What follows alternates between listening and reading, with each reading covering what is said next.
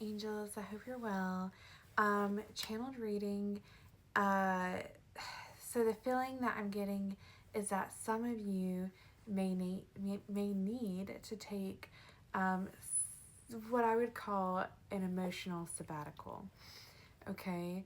And when I say that, I don't mean that you are taking a break from feeling, that you are shutting your heart down. That's not what we want. In fact, I feel like through this, you're going to have a heart opening.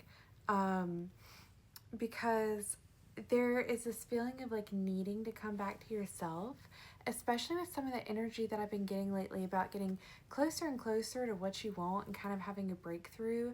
I think there are certain things that we need to untangle ourselves from in order to move to that space of being whole, um, where you come to this place of realization that you've got everything that you need inside. And I know that sounds very, woo woo, whatever, it's way easier said than done, but it's actually just the fact that we complicate, I can't talk tonight, overcomplicate the process.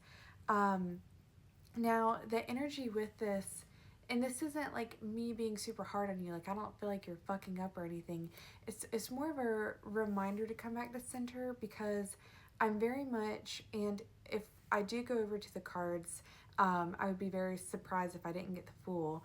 But the energy I'm getting is very much the Fool, like, and not only in the aspect of like taking a leap of faith, but more so this innocence, coming back to the basics, right? And starting a new chapter. You're moving into a new chapter in this energy. Um, how easy you make it for yourself is up to you, but I feel like it's a beautiful new beginning of sorts. And so when I say emotional sabbatical, I just mean remove yourself from situations that is just looping, right? It doesn't matter in what context you want to use this in, but typically, if we are very emotionally absorbed or overthinking about a situation, it's because the mind has not reached closure or clarity on something. And as difficult as it may seem, sometimes we're not guaranteed that. And so we have to make peace with the fact that, you don't even have to say that you're not meant to know, but just know that you might not know, and that's okay. To move on. Again, easier said than done, but when certain things come up and you realize, oh, I'm fixated on this because I don't know the answer, which is probably why you come to tarot for certain things, but having to get comfortable in that uncertainty. And that is a big thing that has come up for me lately with these repeating themes in Chiron. Chiron is in my third house of communication, which is also Virgo for me. So it is triggering as fuck if I have some sort of miscommunication or lack of clarity in communication. Like, that is literally the most triggering thing for me. So I understand. But because things have come up that have shown me that, I'm now working on calming my nervous system when situations like that do arise. And I have seen um, a considerable difference in the progress that I've made. And so it's just those things to take note of, right? But I do have some other signs. I'm just getting the overall, energy.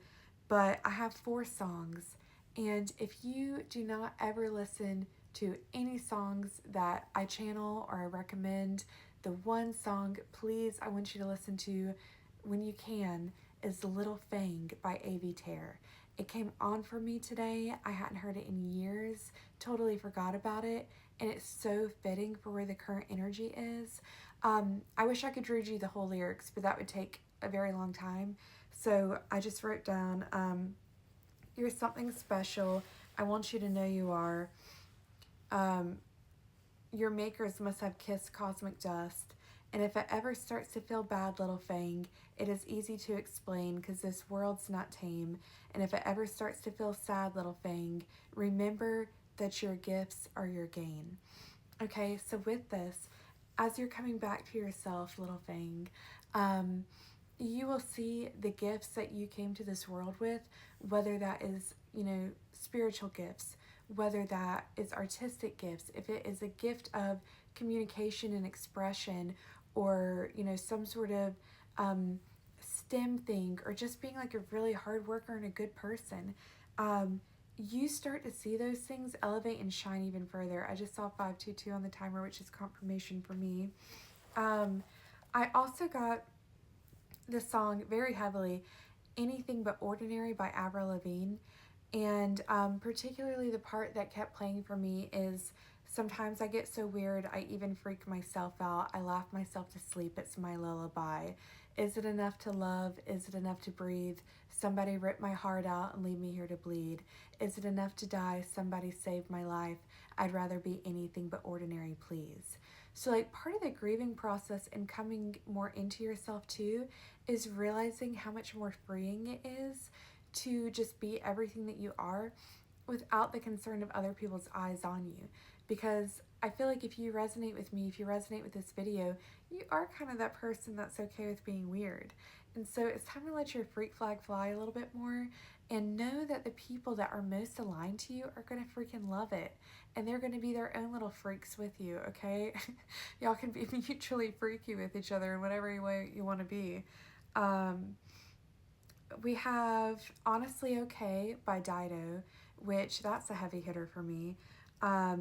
She says, I just want to feel safe in my own skin. I just want to be happy again. I just want to feel deep in my own world, but I'm so lonely I don't even want to be with myself anymore. And I think that's part of the shedding too. I'm getting the Fool, but there's also kind of like this hermit hanged man thing too, where it's like, as you learn yourself deeper, you become more comfortable, because when you do that work where you are looking deeper, over time you start to accept more of yourself. So it's returning, like, I just want to feel safe in my own skin.